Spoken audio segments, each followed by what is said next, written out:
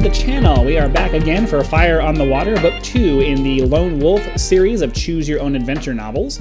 When last we left off, we had a series of unfortunate events, as titled by the previous video. But pretty much we ended up in a small village in this really shady town. And one of our companions for the journey that we were on from the last episode, make sure you go and watch that one, sent us a meal. And we discovered before we ate it, because of our hunting ability, that the meal was laced with poison. And now we need to go find out who's trying to kill us. So we last left off storming out of our room, trying to find out what's happening. So let's find out what's happening.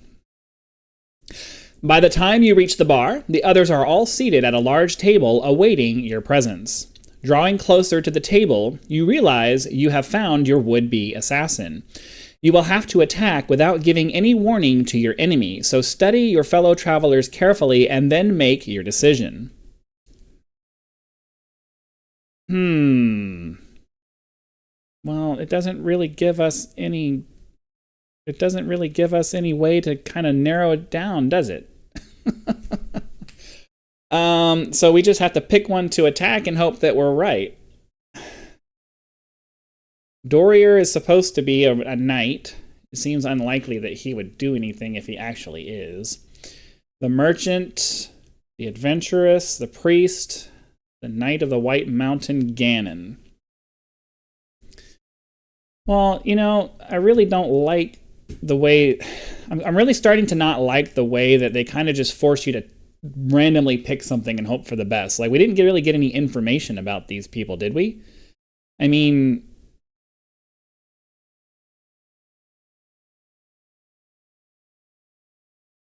I don't know. I guess we just have to randomly pick one and hope for the best. The knights were both together, so it's unlikely it's both of them if it's just one person. I mean, maybe it's two.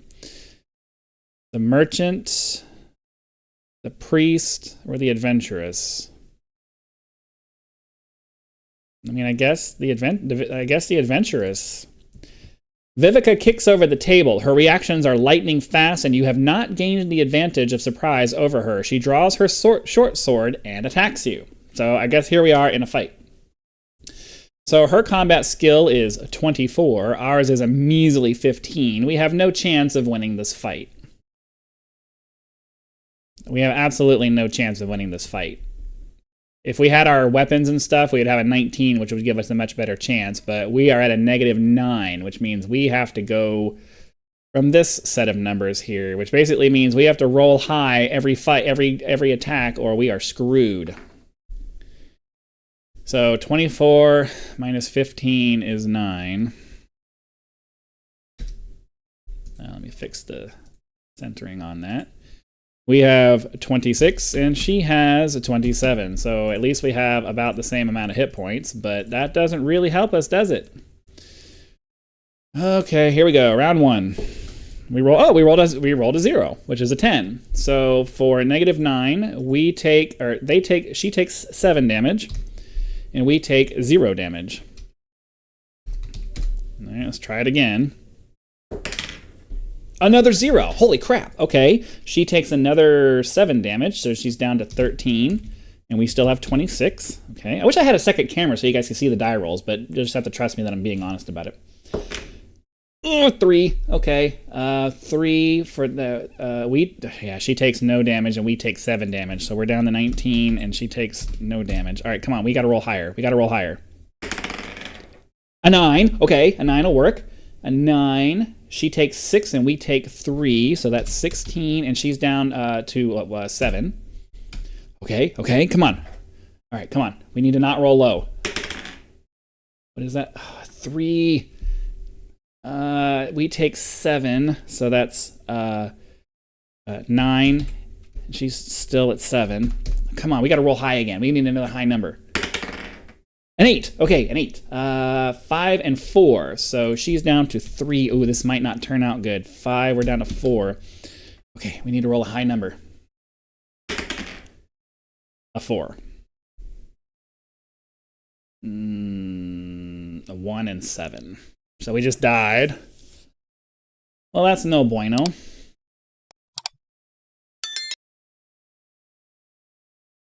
Okay. Well, as we said, we can't. For the purposes of storytelling, we have to keep going, but we just died, so there has to be some kind of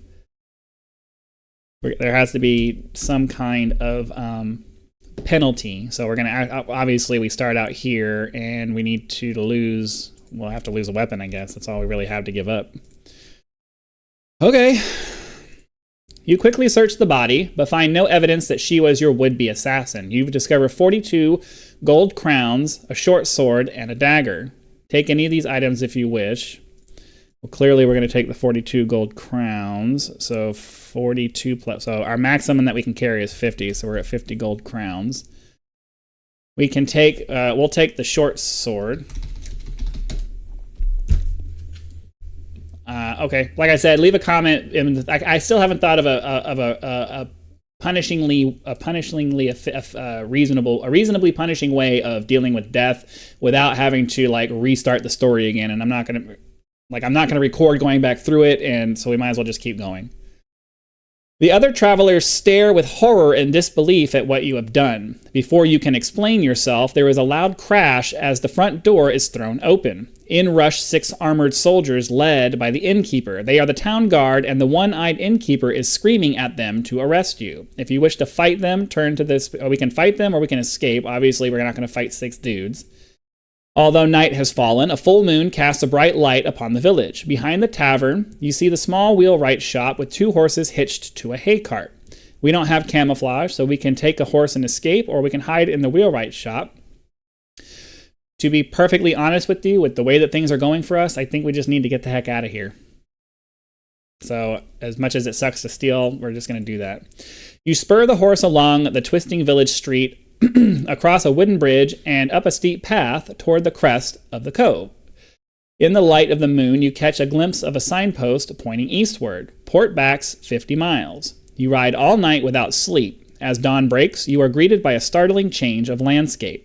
The barren wildlands have given way to moors and waterlogged fens, and a dark shadow runs the length of the eastern horizon for as far as the eye can see. This is Duranor Forest, the natural frontier of the mountain kingdom where it borders the untamed wildlands. It is indeed a welcome sight.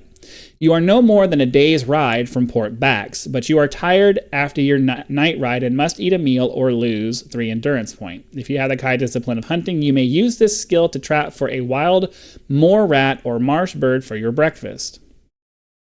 You are leaving the wildlands and heading into the Duranor Forest and may once again use hunting to hunt for food.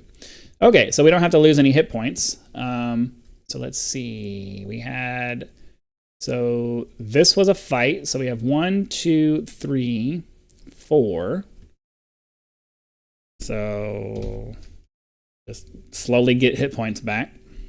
I think that's pretty punishing to have to start with the hit points at 1. Because we basically have to avoid every fight until we get most of our hit points back. After an hour's ride, you come to a fork in the road. There is no signpost. We can take the left fork or the right fork. All right, let's think about that.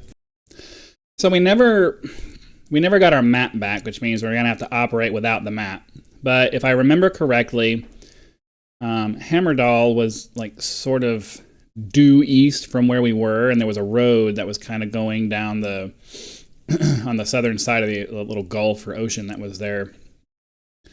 So I think we probably want to take the left fork since we're going east, and going towards the left would take us northeast. Let's go that direction.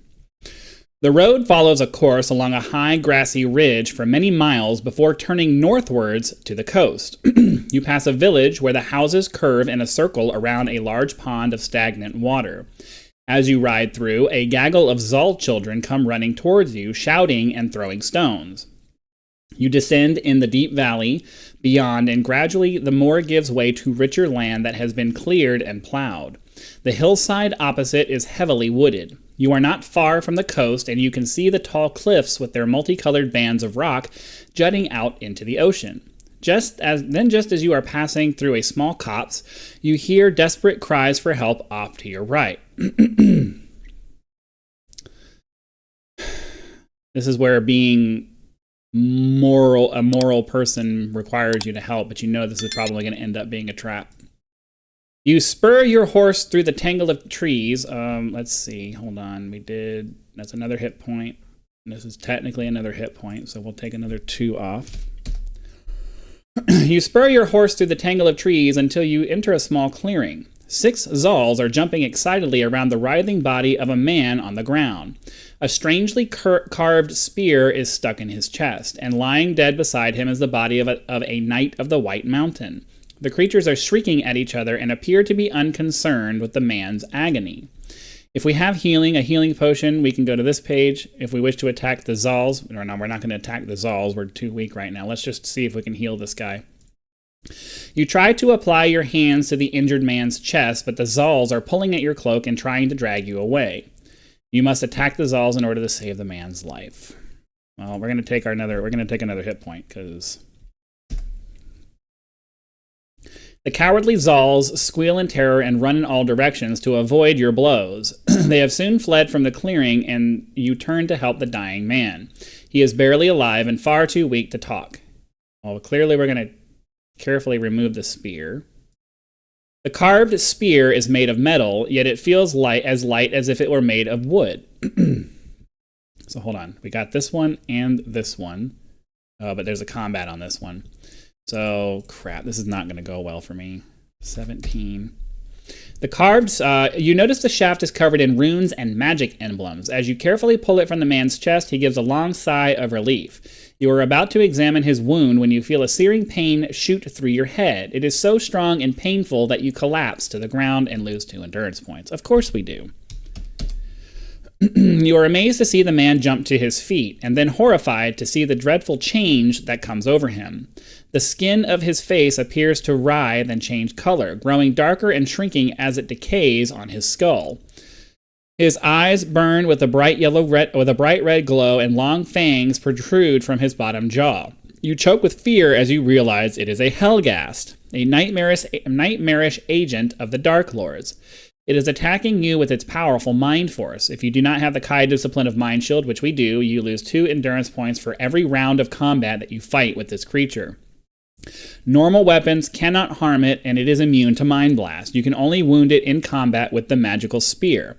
The Magical Spear is a weapon-like special item. Remember that you only get a weapon skill bonus in the fight against the Helghast if you have weapon skill with the spear. So, this is a weapon-like special item. So I'm guessing that goes into the special items. So this is a magical spear.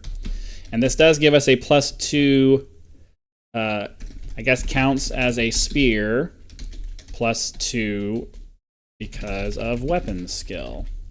So because of that, we will add that to our modifier. So now we have a spear again. That's good. This is a weapon-like special item. We have to fight it to the death, really? Oh my god. Okay, well, fortunately we do have Mind Shield, so we don't have to lose 2 endurance as we fight this guy. If you win the combat, you can keep the spear. Mark it into the special items as a magic item. Okay. We have to fight this guy. We don't have enough. We're not going to be able to fight this guy. There's no way. So he has a combat skill of 22, 17, 18, 19, 20, 21, 20. We are at a -5.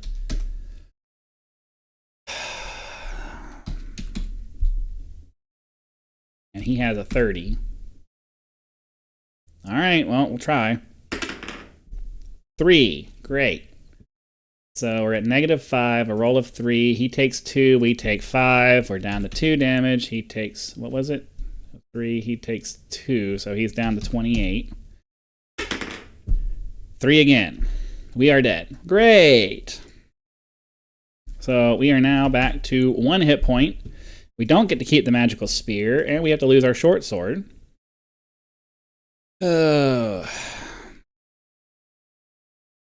If you win, mark it and continue your adventure by turning to 320.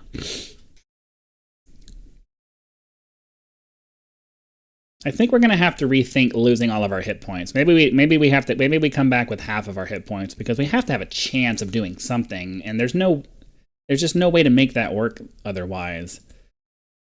So we're gonna go to half damage. We're going to go to half damage, and we're going to assume... I'm keeping the spear. I'm sorry. You can make fun of me in the comments, but we need the extra... We need the extra... counts as a spear. We need the extra combat skill. So we'll still give up an item. We'll go to half hit points so that there's at least some penalty.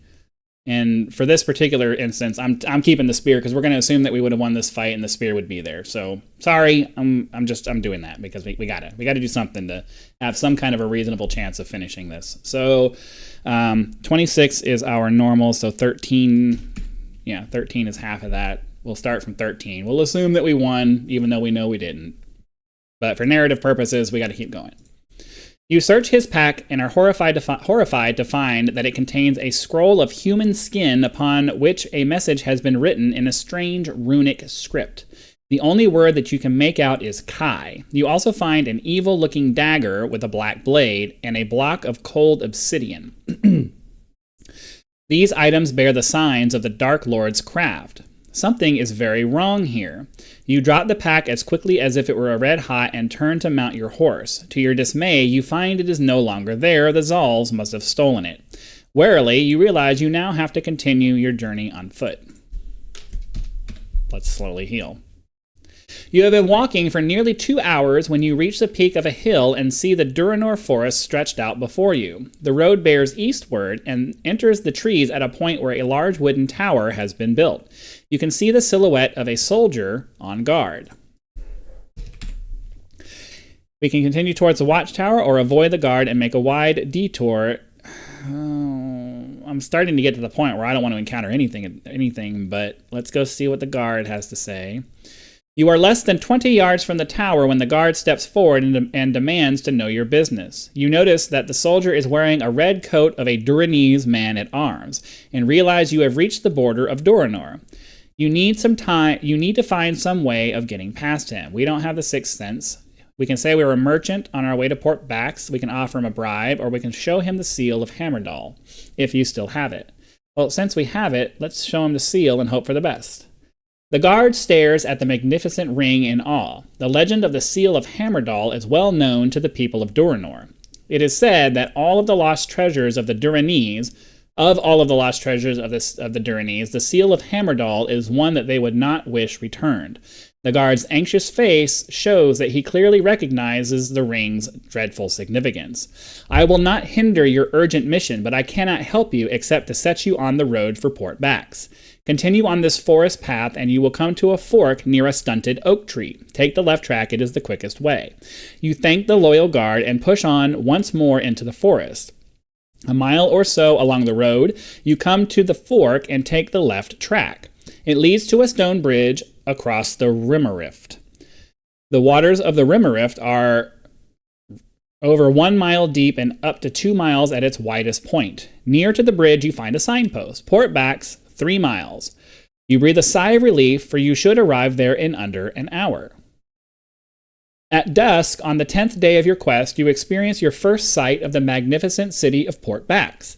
Like a diamond set in a green velvet shore, the towers of the city glimmer in the pale light of a waxing moon. To the north is the harbor and the formidable war fleet of the Durinese navy. To the east, beyond the moss-covered city walls, stretches the forest of Durinor. And there, on the crest of a hill, stands a castle tall and proud, the crowning glory of this beautiful port.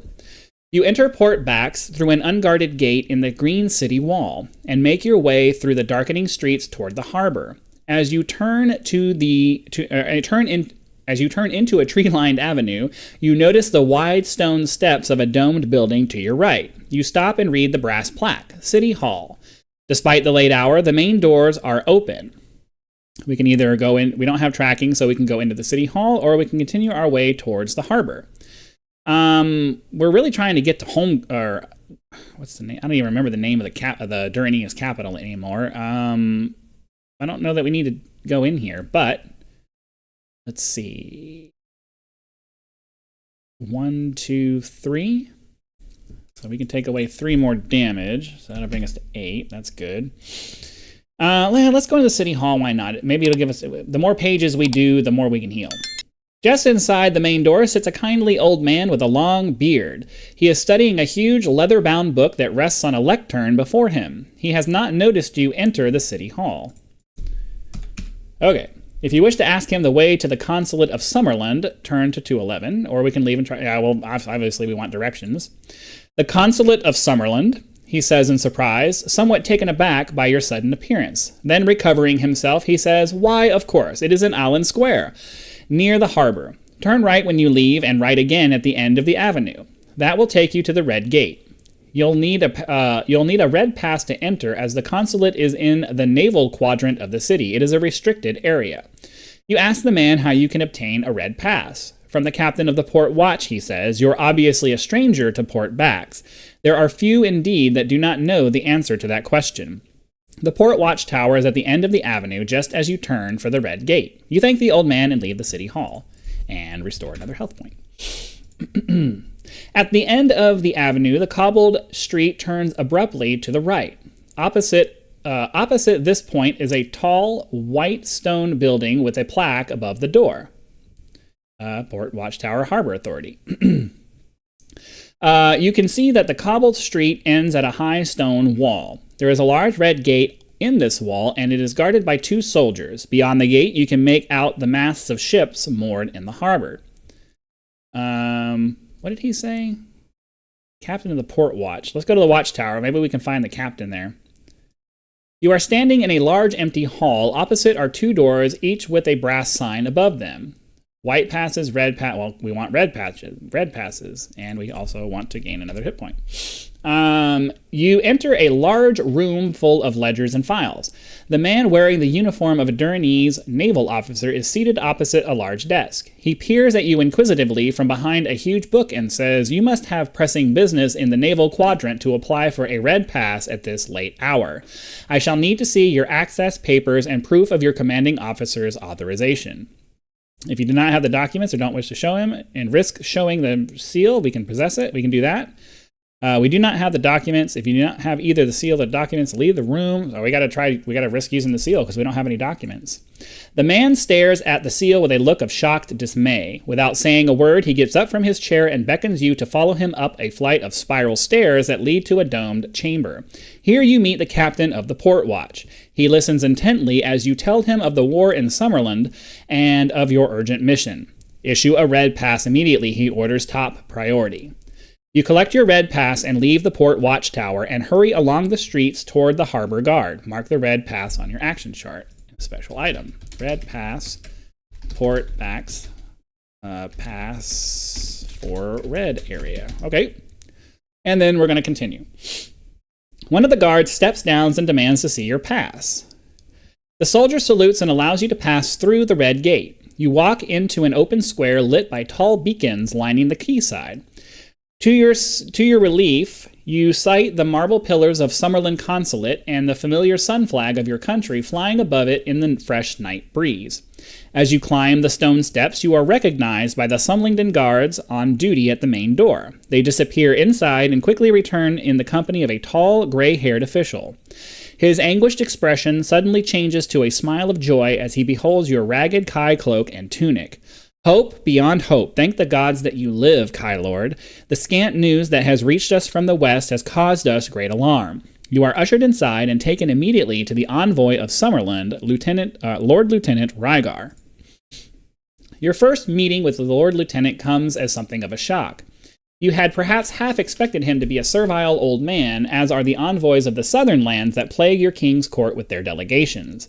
The man clad in heavy chainmail standing before you is neither old nor servile. You are soon to learn that Lord Lieutenant Rhygar is an exceptional man. Born of a Sumlington father and a Duranese mother, he has become something of a legend in this city. In the last decade, he has led an alliance of nations to victory against invading ice barbarians of Kalta. Wise in peace, fierce in war, you could not have wished for better company on your quest for the summer sword. Rhygar orders that a sumptuous meal be served. It is by far the best food you have tasted since the war began. During the feast, you recall the events that brought you to Port Bax and reflect on the daunting challenge that still lies before you. After the meal, Rhygar sends for his physician who attends to your wounds. His potions restore 6 endurance points. Excellent. And then he advises you to sleep, for you are to leave with the Lord Lieutenant for Hammerdall in the morning. Early the next day, you are taken to an enclosed garden at the rear of the consulate where Rhygar and 3 of his best soldiers await you on horseback. They are to be your bodyguard and guides on the 230-mile ride to Hammergard. The streets of Port Bax are just beginning to come to life as you ride through the town. Passing under the moss-covered gate, you now feel confident that your mission will succeed. All right, and this seems to be a great stopping point because we covered a major milestone, and I still don't know how much further we have left to go in this event, in this particular book. So we're going to stop here and hope that it's a good stopping point. And I invite you guys to return next time to find out what happens with our character who continually seems to be dying over and over again, and we can't seem to really come from it. Whatever, we'll keep going, and hopefully it gets better. So thank you for watching, guys. Make sure you come back next time, and have a great day.